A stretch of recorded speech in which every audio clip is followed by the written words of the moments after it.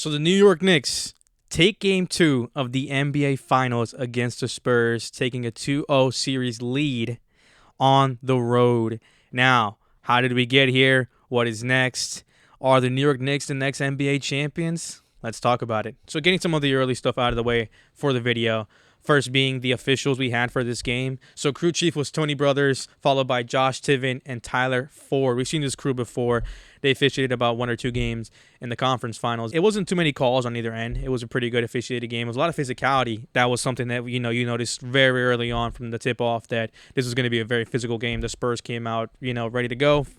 And so did the Knicks. The Knicks followed closely behind, even though in the first quarter, the Spurs, it seemed like they had all the momentum on their side. The Knicks never trailed too far behind. So again, as I previously mentioned, this game was in San Antonio, having won last game, now this game as well. They go in with a 2-0 advantage back home in Madison Square Garden, where the Spurs are going to have to answer the call. Everyone played this game. No one sat out. De'Aaron Fox dealing with the ankle, Mitchell Robinson dealing with the hand. They all still played. Now, before we started this game, there was a little bit of stuff going on compared to last game. Some notes people had. One of them being specifically De'Aaron Fox and his performance in that first game 1 and the stinker he absolutely dropped. And then I'm sure some of us saw the clip going around in the media or just a post in general of Dylan Harper sharing this interesting edit about De'Aaron Fox and his comparisons to James Harden in the last game. One of the storylines going into this game, what was going on there, what was the situation, and people were obviously upset with the fact that Dylan Harper didn't get to play the last 4 minutes of game 4, considering he was one of the only hot individuals on the Spurs roster, and no one could really hit a shot to save their life that game. And we sort of saw some of that culminate with De'Aaron Fox giving us a much better performance compared to his last game, where he was very diluted in his scoring and just inconsistent all around. He made some mistakes this game as well, but for the most part, much better from what you want to see from your starting point guard. All right, now looking at the actual gameplay side of things, this was a really good game, and I felt in the first and fourth quarters. So the fourth and first quarter for me were the best parts of the game to watch because it felt like it was the most competitive. As I mentioned previously, there was a lot of physicality throughout the entire game from both sides, both teams keeping it very close. In the fourth quarter, the Spurs went on a crazy run. In the first quarter, they were also the ones leading, but the Knicks followed closely behind, never letting them get the lead too far ahead. So in the first quarter, Spurs came out hot. They were ready to go. As you saw last game, they were pretty much winded from having played that previous 7-game series against the OKC. And this game, they brought it pretty early out the gate. Even though the Knicks went on like a 9-0 run to start off the quarter, the Spurs responded. After they gained the lead from that first, they were able to keep it all the way through until the second quarter. So yeah, the Spurs, the defense is really what carried them this game. They did a really good job of messing up the Knicks offensive sets. Cat had a good game. Jalen Brunson had a similar game as to the one he had the first game, where I'm going to share my thoughts on that later. One thing that was really good about the Spurs in the first quarter was how much they were sharing the ball. Man, it seemed like everyone was getting touches. 7 of the Spurs players are already scored by the halfway point of the first quarter, which is, that's pretty incredible. The Knicks were having pretty good ball movement, but you could see they're slowing down a lot of the possessions, and they're just dragging them out because of the Spurs defense. The Spurs are playing great defense off the switches. The Knicks offense really focuses on getting that ball movement going and just sharing it around the entire court and not letting one person just pound the air out of the rock. So that was pretty nice to see that the Spurs were able to answer that call and just slow down the possessions and make them these long drag and making it so the Knicks really had to work for the shots they wanted to get. Dylan Harper was also having a really good game early on, scoring many of the points and just doing some really good defensive plays. It's been so great. In the first quarter of this game, he did an amazing job of scoring well at the rim and also shooting the ball.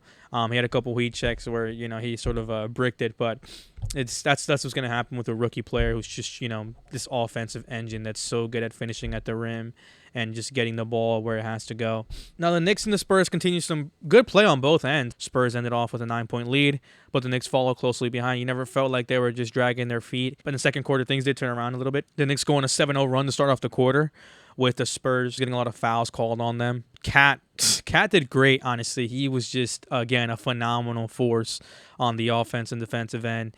He was the best player on the Knicks this game, last game. Honestly, he's probably been the best player this entire playoffs. If we're being completely honest, while Jalen Brunson is the captain, the superstar, if you will, on the team, Cat has been the most important player, the most valuable player. I think that he deserves his flowers, man. I mean, like, if you really think about it, it's interesting how much of like a leap he's taken in terms of just stardom. He was able to really transcend sort of like the stigma behind him and that he's not a good defensive player, or he's not a winning player, right? If you look at his track record the last couple of years, the guy has done a really good job of winning. He's been to the conference final the last 3 years in a row.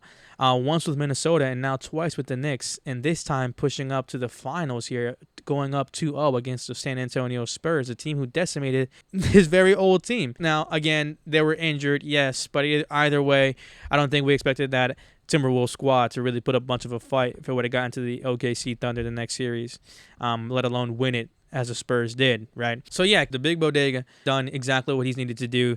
He's been able to adjust his role being a star player. Like, there's ego involved in all that. So the fact that he's been able to like set that aside and just give the team the juice it needs, and now they're in the finals about to win it all. I mean, it says a lot about the guy and his ability as a basketball player. Now, again, this is where we really see the physicality of the game start to pick up. Josh Hart gets a flagrant one after trying to trip Devin Vassell. It was, a play he made on the ball after he got a steal.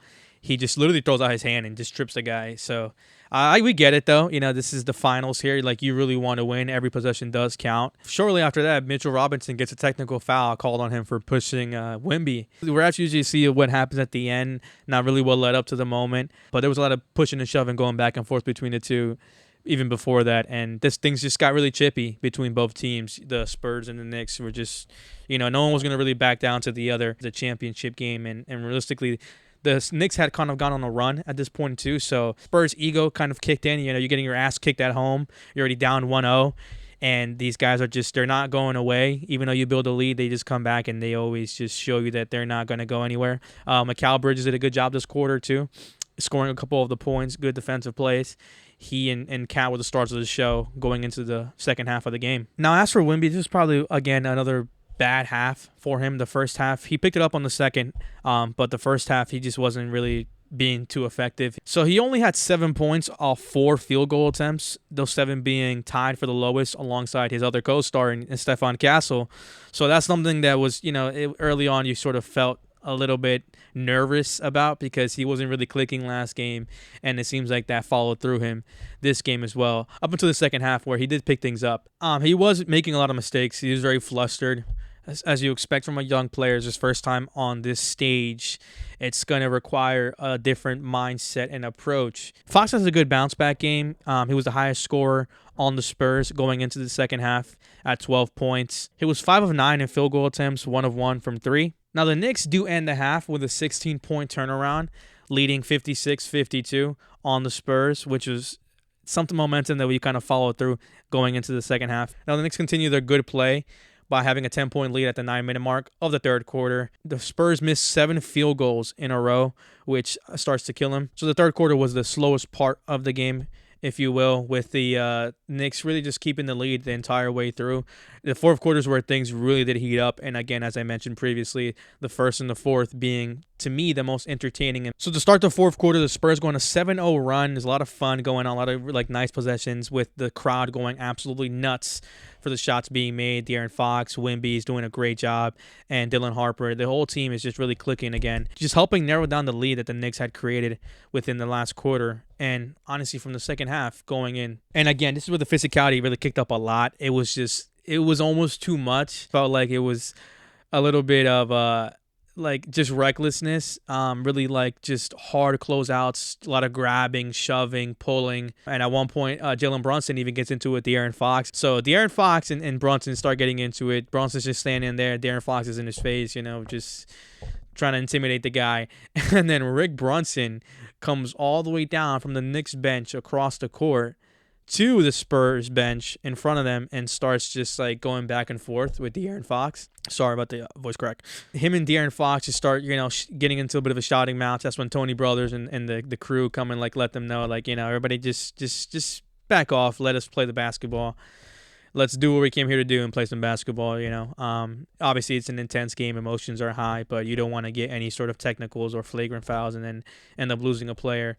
Where something is so important as this, right? As soon as Rick Brunson is heading back to the bench, he's continuing, he's not stopping his little charade here with Fox, and he's just telling him, yelling a bunch of shit. He's like, you're not tough, blah blah blah, and that's when Mike Brown sort of gets him to just go settle down and dude, just go sit the fuck down, put the fries in the bag. And he does, and then the game, we continue, and then the play is pretty good. Both ends making some pretty clutch shots. So after the 5-minute mark is when the Spurs go on a 14-0 run. It was a 2-point game. Make the last shot. Now we're tied. 2:50 left on the clock. Where's this going to go? It's really anybody's game at this point, right? Wemby really improved in the second half, having scored only 7 points in the first and 22 in this. Now, New York, at this last 30 seconds of the game, they're about like 30-11 from three, which is like what really sparked the run from the Spurs, considering that they were getting some really bad shots up. Jalen Brunson was missing a lot of shots. Usually, in the clutch, you kind of expect him to do what Jalen Brunson does. It seemed like nothing was going down for the Knicks. OG Anunoby, Cat, no matter who shot it, it was either off the backboard or just missing it entirely. But they were able to hold off the Spurs with some really just bad late game execution. Wemby had some pretty costly turnovers. I think the biggest one, which we all saw, was the pass he made to Castle where he hits him in the back. When I saw that, it was kind of like the final nail in the coffin, because it was just a bad communication between both sides. Whether it be Wemby having grabbed the board and wanted to push the ball up by passing it to Castle. Castle just not paying attention. He was ready to run up the floor. He thought Wemby was going to dribble the ball up and hits him right in the back. Boom, turnover, right? Jalen Brunson ends up getting to the line, hitting one of 2 free throws. So still a 1-point game here with the Wemby and the Spurs getting final possession. Wemby gets to ice a little bit, gets to the right wing, and shoots up a pretty decent look, and he misses it. Game ends. Knicks win 2-0 lead. Man, it's who would have thought we're here, right? It's just it's pretty hard to not assume that the Knicks are going to win this all. So the Knicks have now won 13 straight playoff games in a row. They are second most in playoff history, just behind the 2017 Warriors. And we all know how just incredible of a team that was. So looking at this team now, I think people are really starting to realize, because, even myself, I was going into the series thinking that the Spurs were going to win. And that the Knicks were sort of the underdogs in this whole thing. Man, have they proven just me wrong? Like, this team is legit. They're here. They're trying to win it all. And it looks like, from the momentum and just the track record we've seen so far, that's exactly what's going to happen. Now, Game 3 takes place in New York on Monday.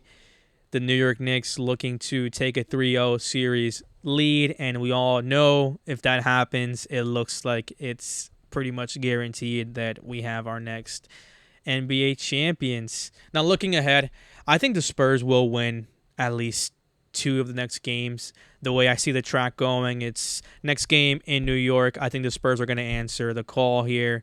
I mean, they kind of have to, right? Getting swept is not going to be an incredible look. And I just think they're a team that's too good to be swept. I think they really have to just sort of get their game plans going and just figure out what offensive sets they want to have, especially in these late game executions where they only lost by 1 point, guys. If Wemby hits this shot, they win it. And now we're looking at this whole thing very differently. It's 1-1 tied going back to New York. Yeah, they're obviously capable of winning. They had a good lead in the fourth quarter, just besides those final couple of seconds. Everything else beforehand in the fourth was a really good run, really good basketball on their end. So, yeah, it's still anyone's game while it's 2-0. The only other team in recent history that's sort of blown that lead and lost the next 4 was the Phoenix Suns against my father Giannis in 2021. So it's possible. And again, you have Victor Wembanyama, who's supposed to be the next promised prince of basketball. You can't count him out. Not just yet. We saw what they did. They took down the reigning champs. Yes, they were injured, but still an all-around incredible basketball team that we just can't count out. So yes, Game 2, NBA Finals. What are your guys' thoughts? What are your guys' predictions going into Game 3? Or for the rest of the series in general? Will the Spurs answer the call? Or will the New York Knicks solidify that they are the 2026 NBA champions and take a 3-0 lead to close out the series in New York for Game 4? Who knows? Let me know what you guys think. Tell me your thoughts. Comment down below. Like and subscribe. And I'll see you guys in the next one.